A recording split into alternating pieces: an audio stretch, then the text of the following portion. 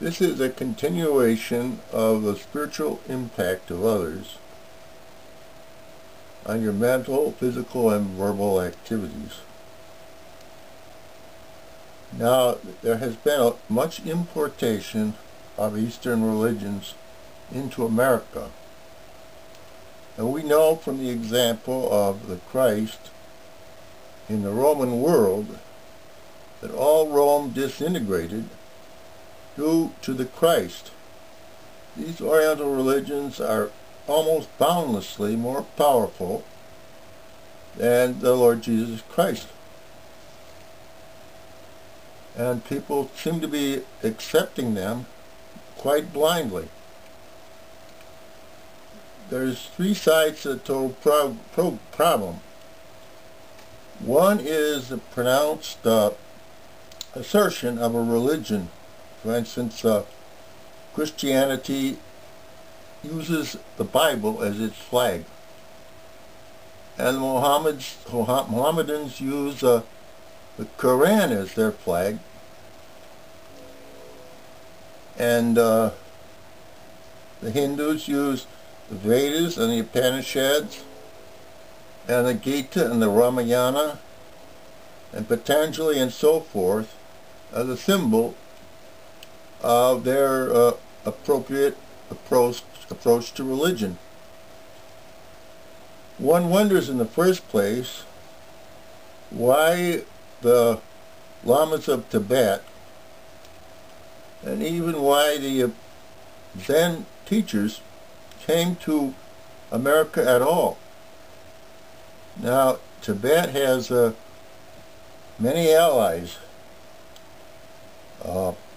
Sikkim, Bhutan, Nepal, Ladakh, Mongolia, and even China. There must have been some kind of lack of rapport between the different people who practice that religion and the immigrant lamas.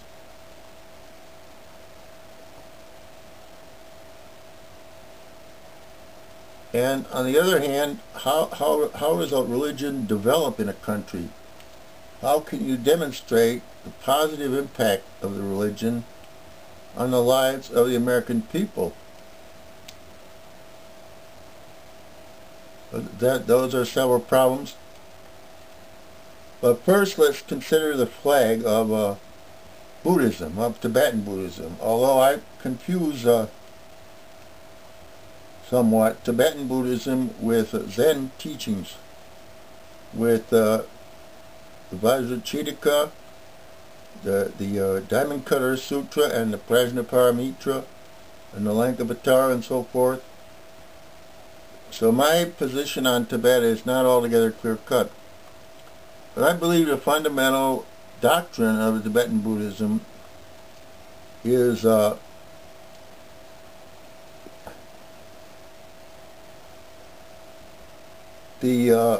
Tripitaka, the three baskets, the Vinaya Pitaka, the Sutra Pitaka,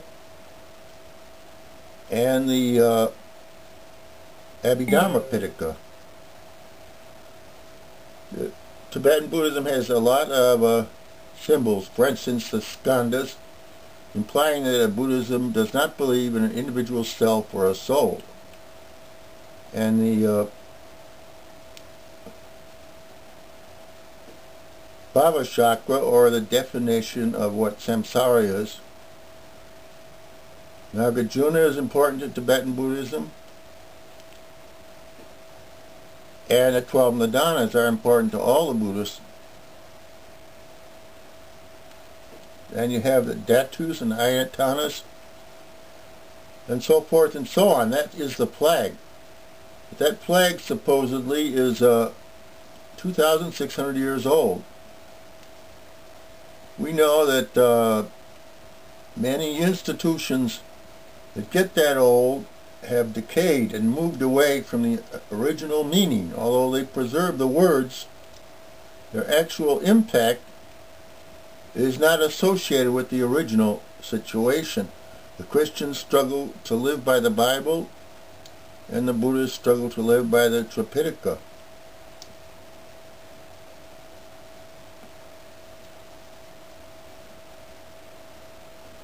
So there is some sort of a corruption creeping into the religions of the world. When they move into a foreign country, they bring that corruption with them.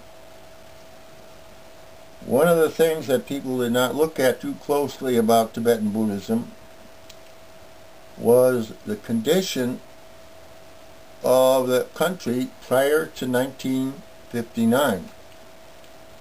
Prior to 1959, according to the Chinese, 5% of Tibet were the lords and the high lamas and the government officials.